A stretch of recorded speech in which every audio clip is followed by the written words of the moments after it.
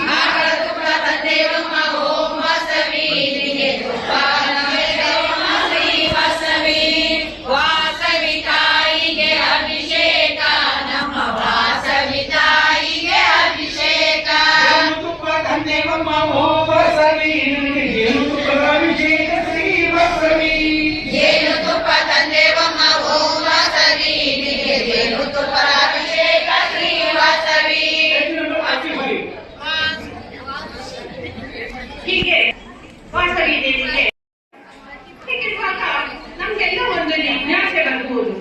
ವಾಸವಿ ದೇವಿ ದೇವತೆಯೋ ಅಥವಾ ಮಾನವತೆಯೋ ಅಂತ ಒಂದು ಸಂದೇಹ ತುಂಬಾ ಜನಕ್ಕೆ ಉಂಟಾಗ್ತಾ ಇರುತ್ತೆ. ವಾಸವಿ ದೇವಿ ದೇವತೆ ಆದ್ರೆ ಬಾಲ್ಯದಲ್ಲಿ ತಾಯಿಯ ಕೈಯಿಂದ ಕೈ ತುತ್ತು ತಿನ್ನುವುದು ಏನು? ಚಿಕ್ಕಂದರಲ್ಲಿ ಎಲ್ಲರಂತೆ ಆಟ ಆಡುದಲ್ವಾ? ಗುರುಕುಲದಲ್ಲಿ ಗುರುಗಳ ಹತ್ರ ಓದ್ಕೊಂಡು ರಾಜ್ಯ ರಕ್ಷಣೆಗೋಸ್ಕರ ಯುದ್ಧ ವಿದ್ಯೆಗಳನ್ನ ಕಲಿತು ದೇವತೆಗೂ ಮಾನವರಂತೆ ಕೋರಿಕೆಗಳು ಪಾಪ ಪುಣ್ಯಗಳು ಅಂತ ಇರ್ತಾವ? ವಾಸವಿ ಲೌಕಿಕ ಕರ್ಮಗಳನ್ನ ಆಚರಿಸುವುದರ ಅಂತರಾರ್ಥ ಏನು? ಈ ಹಿಂದೆ ಶ್ರೀಕೃಷ್ಣನಂತೆಯೇ ಬಾಲ್ಯದಲ್ಲಿಯೂ ಸಹ ಸಾಂದೀಪಿನಿ ಮಹರ್ಷಿಗಳ ಹತ್ತಿರ ವಿದ್ಯಾಭ್ಯಾಸ ಮಾಡಿದ. ಹಾಗೇನೆ ಶ್ರೀರಾಮ ಸಹ ಬಾಲ್ಯದಲ್ಲಿ ವಸಿಷ್ಠ ಮಹರ್ಷಿಗಳ ಹತ್ತಿರ ಹಾಗೆ ವಿಶ್ವಾಮಿತ್ರರ ಹತ್ರ ವಿದ್ಯೆಗಳನ್ನ ಕಲಿತು. ಯಾಕಂದ್ರೆ ಮಾನವರು ಕರ್ಮ ವಿಧಾನವನ್ನ ಅನುಸರಿಸಿ ಕರ್ಮ ಫಲ ತ್ಯಾಗ ಮಾಡ್ತಾರೆ ಅಂತ, ಅವರು ದೇವತೆಗಳಾದರೂ ಕರ್ಮಗಳನ್ನ ಅನುಸರಿಸ್ತಾರೆ. ಹಾಗೆಯೇ ವಾಸವಿ ಕೂಡ ಮಾನವರ ಕರ್ಮ ವಿಧಾನವನ್ನ ಅನುಸರಿಸೋದಕ್ಕಾಗಿ ವಾಸವಿ ದೇವತೆ ಆದರೂ ಸಹ ಮಾನವಳಾಗಿ ಇದ್ದು ಈ ಲೋಕದಲ್ಲಿ ಜನಿಸಿ ತನ್ನ ಧರ್ಮಗಳನ್ನ ಆಚರಿಸಿದ್ರು. ಮಾನವರು ಅಹಿಂಸೆಯನ್ನು ಆಚರಿಸುವ ಪದ್ಧತಿಯನ್ನ ಮೊದಲಿಗೆ ತಾನು ಆಚರಿಸಿ ಆಮೇಲೆ ಅಹಿಂಸಾ ತತ್ವವನ್ನ ಬೋಧಿಸಿದ್ರು. ಅಷ್ಟೇ ಅಲ್ಲದೆ ವಾಸವಿ ಹುಟ್ಟಿದಾಗಲೇ ನಾನು ದೇವತೆ ಅಂತ ಪ್ರಕಟಿಸಿದ್ರೆ ಆಗ ಮಾನವರು ಏನ್ ಮಾಡ್ತಾ ಇದ್ರು ಅಂದ್ರೆ, ಆಕೆ ಬದುಕಿರುವಾಗಲೇ ಆಕೆಗೆ ಒಂದು ದೇವಾಲಯವನ್ನ ನಿರ್ಮಿಸಿ ಅಲ್ಲಿ ಕೂರಿಸಿ ಕೋರಿಕೆಗಳನ್ನ ಕೋರ್ಕೊಂಡು ಕೈ ಮುಗಿತಾ ಇದ್ರು. ಆಕೆಯ ತತ್ವವನ್ನ ಯಾರು ಪಾಲಿಸ್ತಾ ಇರಲಿಲ್ಲ. ಮಾನವರ ಬುದ್ಧಿಯಲ್ಲಿ ಯಾವುದೇ ತರಹದ ಬದಲಾವಣೆಯನ್ನು ಸಹ ತರೋದಕ್ಕೆ ಆಗ್ತಾ ಇರಲಿಲ್ಲ. ಆ ವಾಸವಿ ದೇವಿ ದೇವತೆ ಆದ್ದರಿಂದ ಆಕೆಗೆ ಅಂತಹ ಶಕ್ತಿ ಸಾಧ್ಯ.